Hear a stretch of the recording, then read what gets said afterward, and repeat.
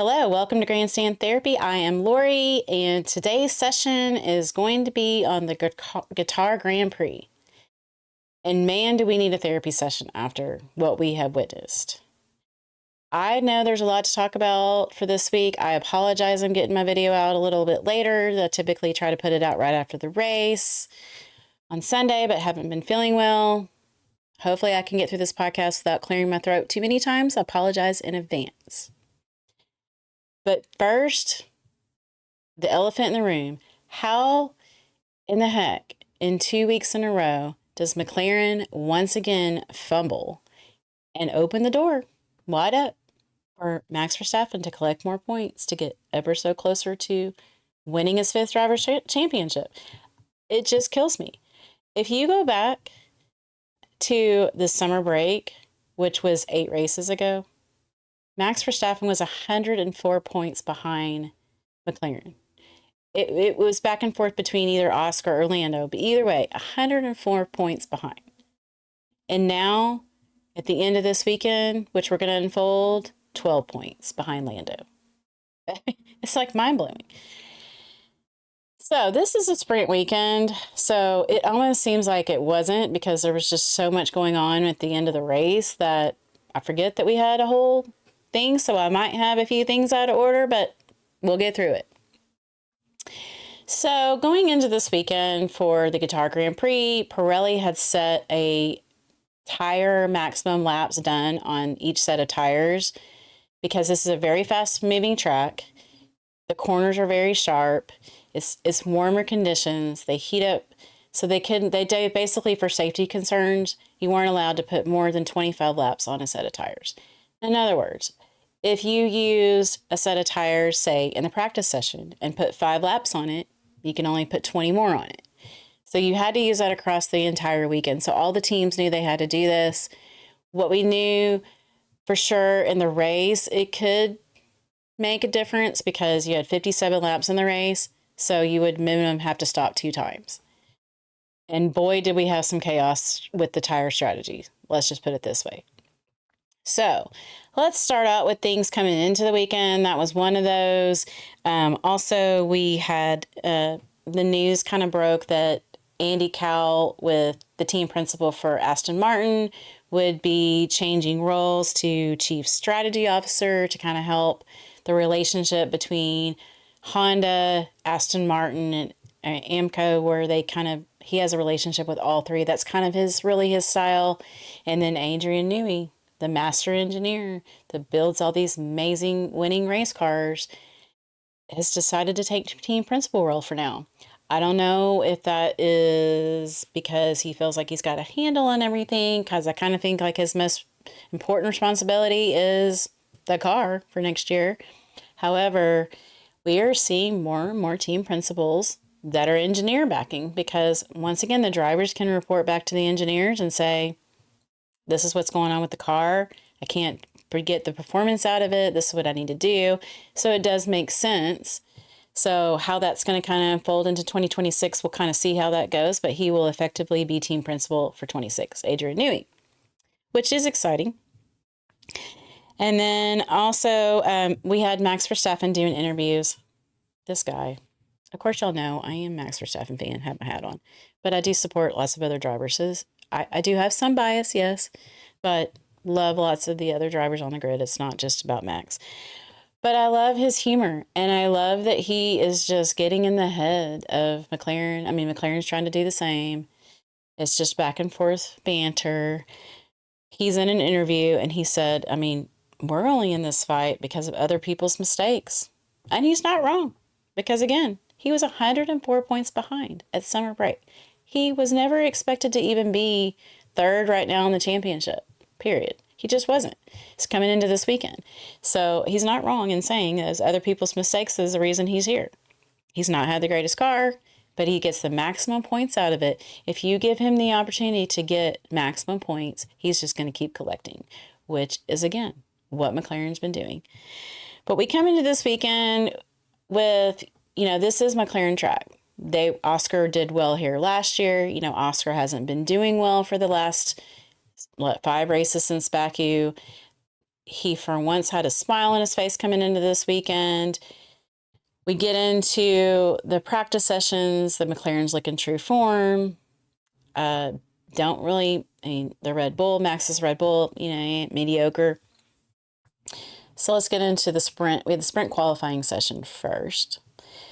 Sprint qualifying, once again, Oscar puts it on pole. And he was smiling, grin to grin. I'm like, he finally got his mojo back. And he's in it. So that's that. And then crazy, Lando qualifies P2. And then here's what the crazy part. We got Russell P3, Mercedes. But then we had Max Verstappen in 5th. And Yuki Tsunoda qualifies in P4, which is the second Red Bull seat. And we all know the second Red Bull seat just can't get it out of it. So I was really proud of Yuki. We kind of already knew going into this weekend that Yuki's days were probably numbered in that seat, that Isaac Hadjar would be taken over.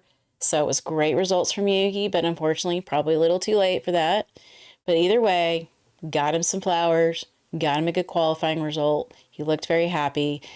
But I was like, what has happened between Vegas and Qatar that Max's car is not cooperating as well as Yuki's car? That was kind of interesting.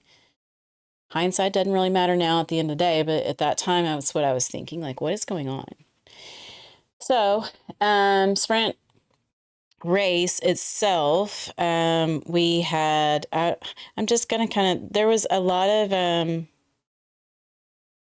let's see, we had a lot of just kind of weird stuff going on with comments. I have to bring up my comments because they were really great. But the sprint qualifying ended up being, I got to go all the way back in my notes because that was so long ago. So I apologize in advance. Okay.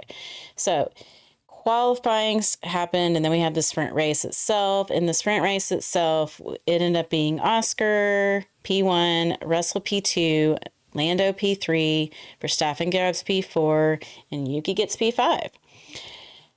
One of the biggest things I can really draw from from the sprint race is poor Ferrari. I mean, just the keep blowings of Ferrari continuously. So once again, Hamilton did not get out of Q1, and that was bad. I don't even remember where Leclerc qualified in the sprint, but in the top 10. I can't remember exactly where it was. But poor guy Leclerc spins out during the session, the sprint race, and just is like, I don't even know what's going on with these tires. Apparently these soft tires don't work. That's what he said.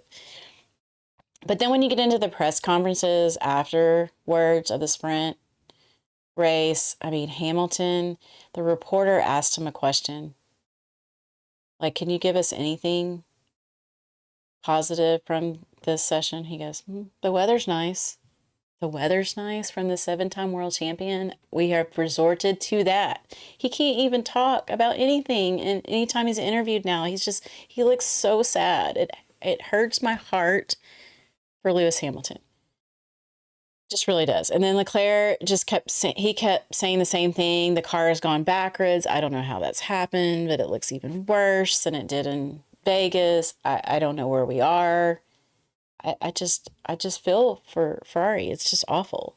How do you go from P2 last year in the championship to, they're going to probably finish at 4th is what it looks like after this weekend. So it's just awful to see.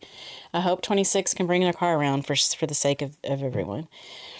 So that was kind of the sprint race. All right. So then we'll get into qualifying. Qualifying was absolutely insane for the race. So, for the race for qualifying, at the end of the day, we get Oscar P1, Lando P2, Max P3, Kimi Antonelli with Mercedes P4, George Russell P5, and I believe Sainz was kind of down after that, as far as with the Williams, which I'm supporting my Williams shirt today with the unicorn. which I will get into my signs flowers in a bit. So that was kind of the top 5, let's say, because that's really only that's relevant at this point. And so the dirty side of the track, which is, basically if you're 2, 4, 6, that side of the track is dirty. No one ever drives on it. What do you mean about dirty? It's no one drives around that side of the track. This particular circuit was really like a MotoGP type of circuit. So the cars really don't even go on that side of the track. They go on the inside line, and that's kind of why we call it the dirty side of the track. Which we all know, Max Verstappen sitting behind Lando and really behind Oscar and Lando into P3 position. He's great at starts. He did that in Vegas, and are you going to do it again? Sure enough, into turn 1, Max gets ahead of Lando immediately. Not only that, but Lando kind of tumbles down, and we end up, and Russell with Mercedes tumbles down. But Kimi Antonelli and Carlos Sainz kind of stay up there.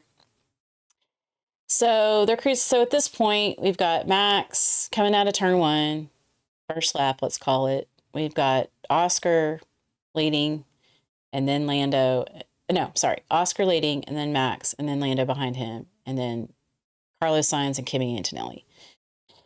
So we're cruising along, and at lap 7, Hülkenberg and Gasly collided. Hülkenberg spins, takes out a couple signs, and so a virtual safety car comes out.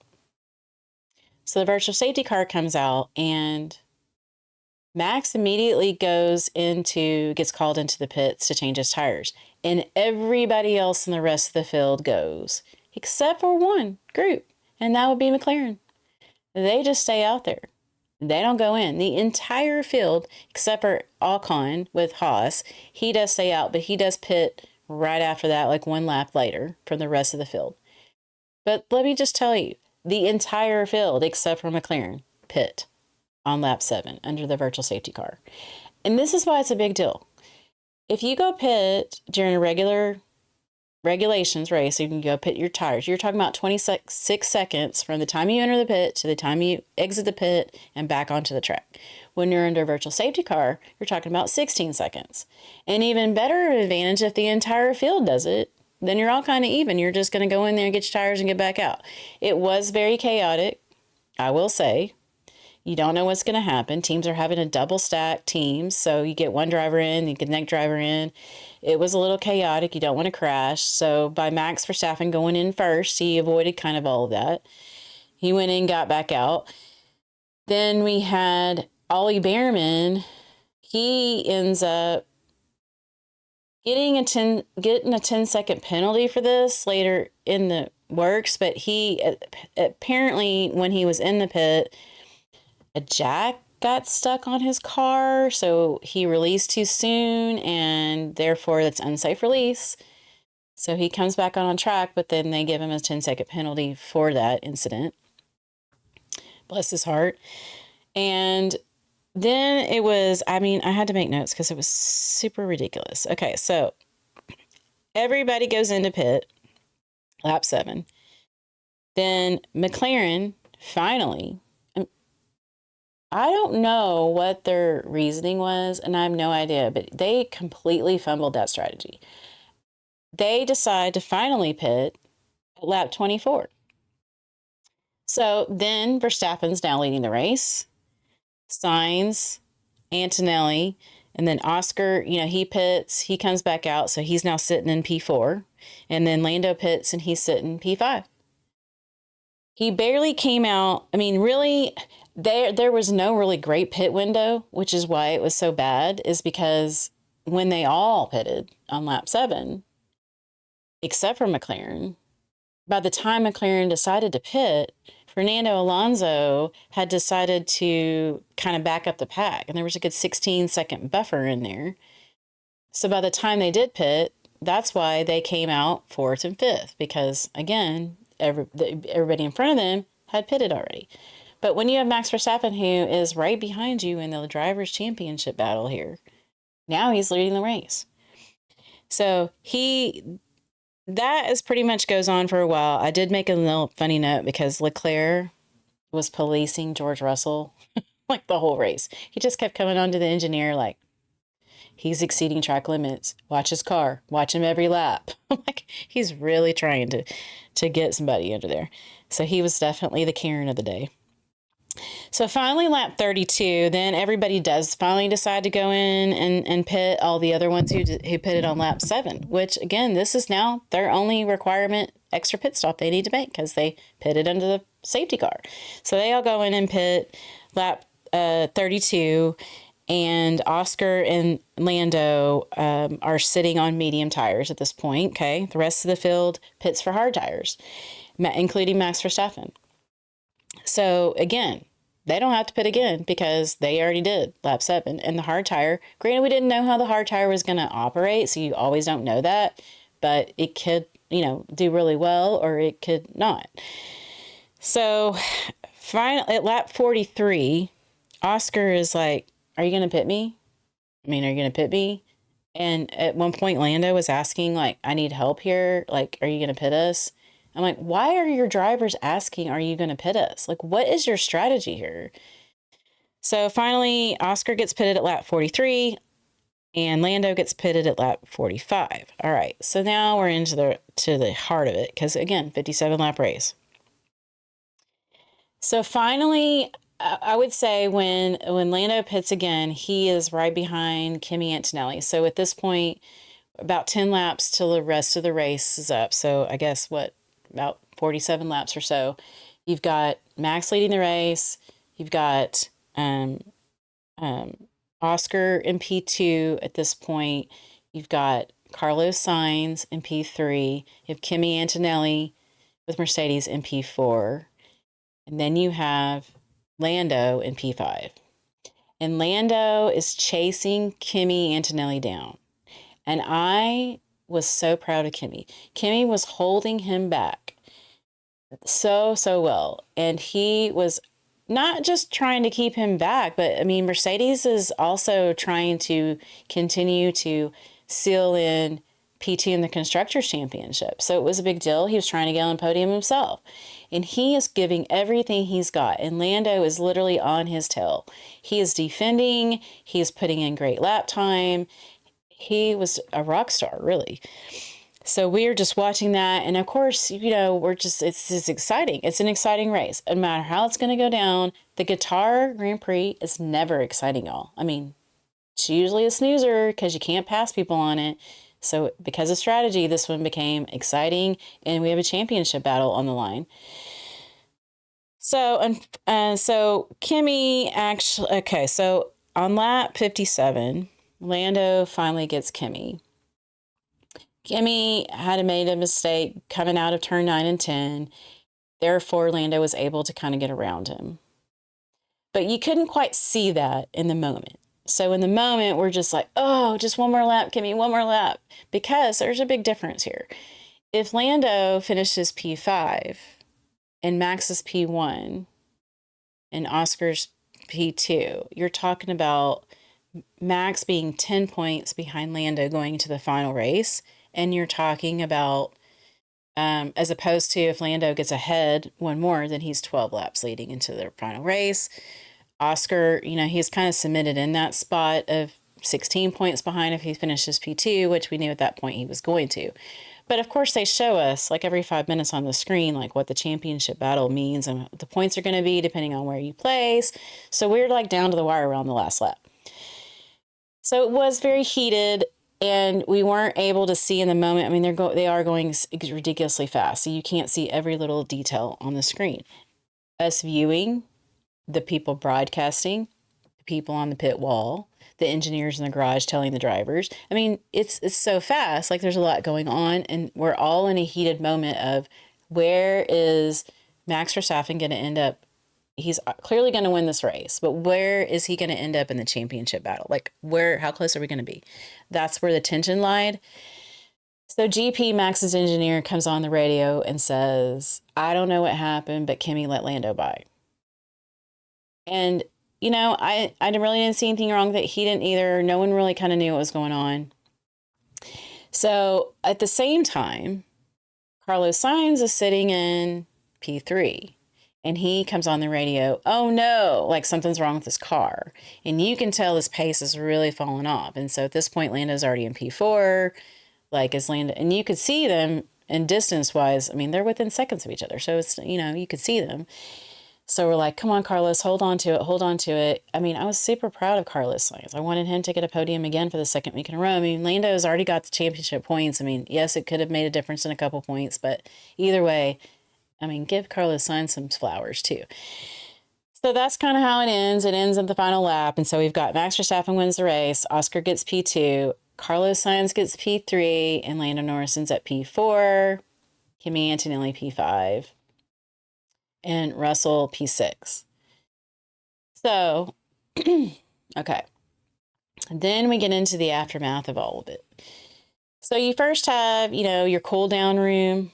It was very awkward. You had, Sainz I was overjoyed by. That's why I'm currently wearing my Carlos Sainz shirt. Which, first off, it's this cute little sparkles. And if you don't know the story, this little girl back at Baku, which was, I don't know, summertime, a few months back, she met Carlos and said, I want you to get on the podium and win the race. So I'm going to give you my sparkles sticker to put on your helmet.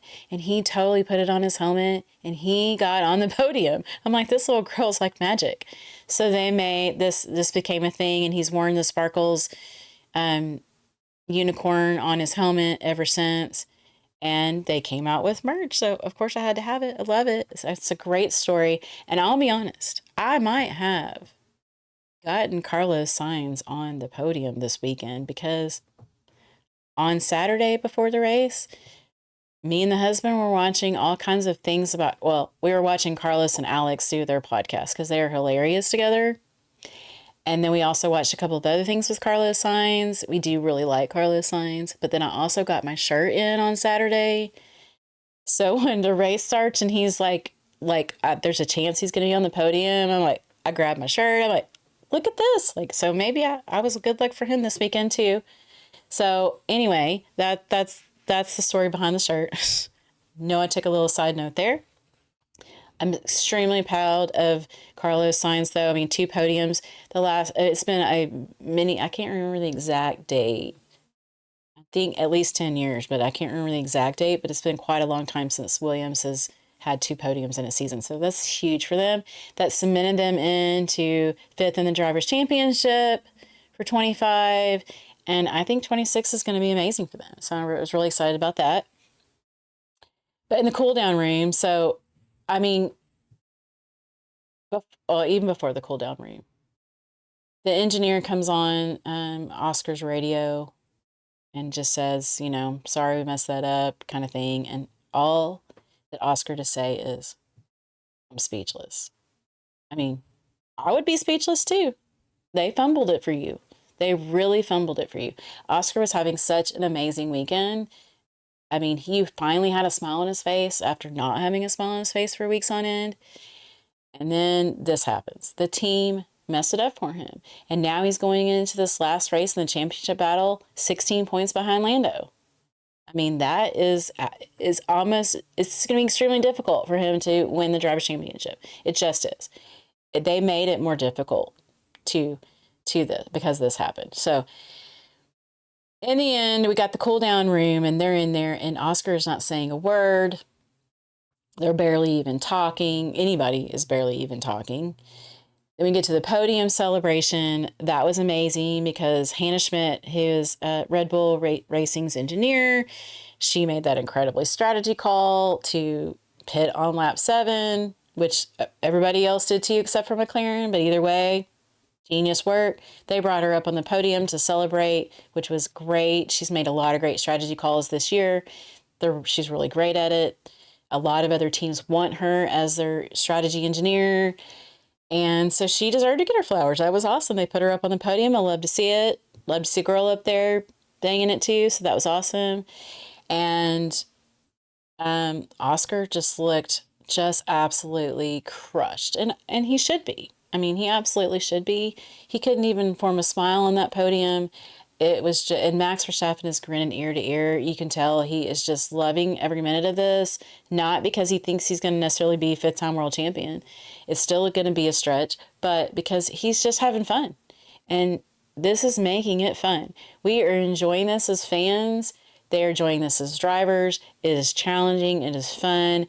We have not been going into the final race of the season with multiple drivers in the driving championship since 2021. So we are all on the edge of our seat, locked and loaded for this weekend coming up ahead. I'll tell you that. So that's kind of how the weekend unfolded. Other news that came out of this week since then. So it looks like Fernando Alonso is going to be a dad. And then we had the sad news that came out, which we knew was going to happen. So I can't say it's sad news, but it's still sad news. So Red Bull Racing and B Carb are Racing Bulls. They have decided their driver lineup for 2026 officially as of Tuesday.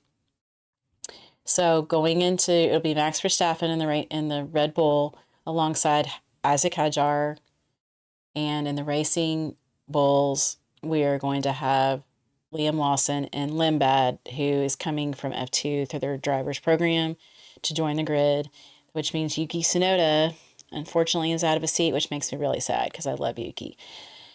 I guess the good news for us fans is that Yuki is still going to be part of the Red Bull family. He is going to be a testing and reserve driver, and they'll keep him on board for 26 in the event.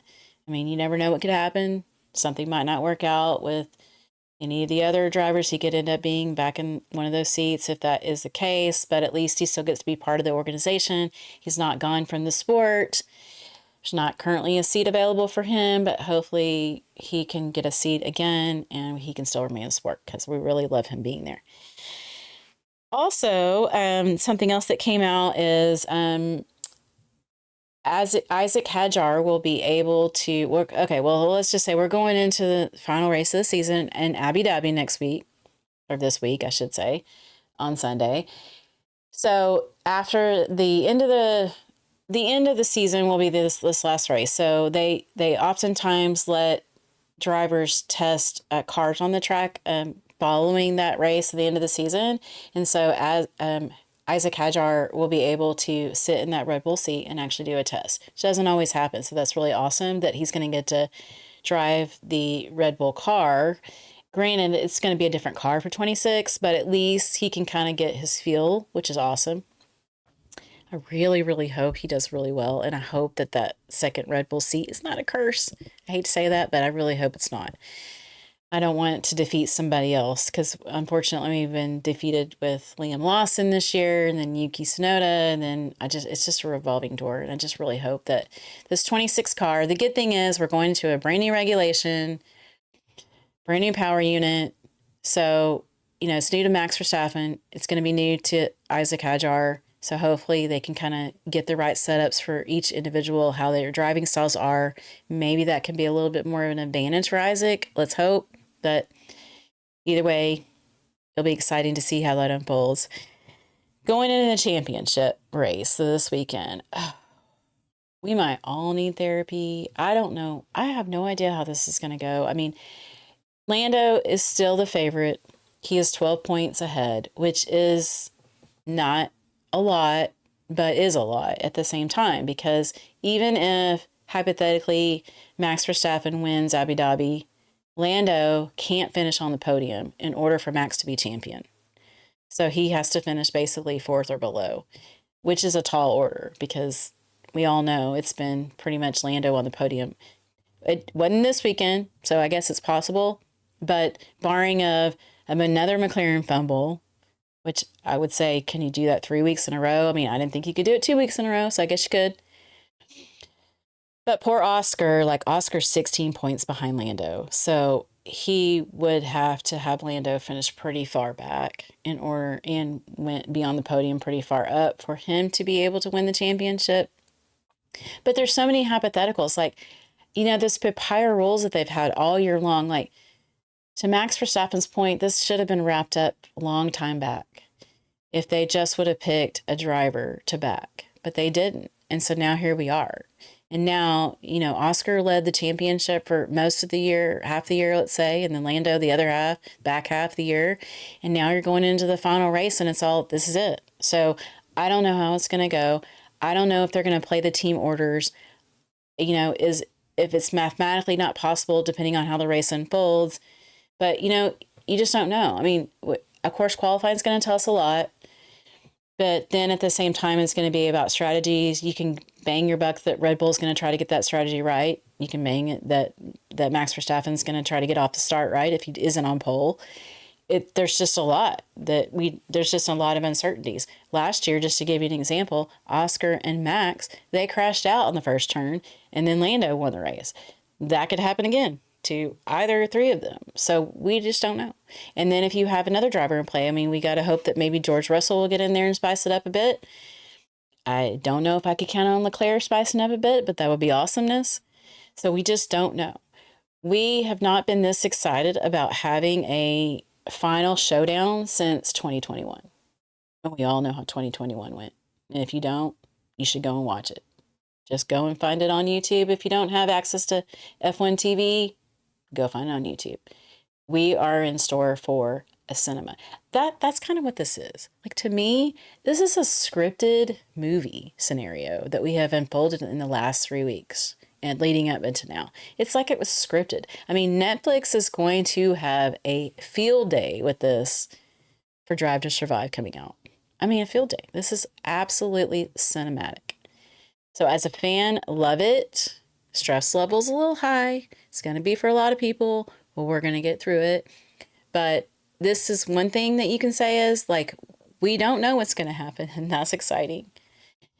Anyway, so that's my session for the day. I hope that you will be back and join me next week. Next week, we will dive into the championship crown and where that is. And then we'll kind of do a wrap up of how the season unfolded session. So thank you for joining me. If you haven't already, please subscribe on YouTube and like my video. And thank you for joining. And I'll see you for this therapy session next week.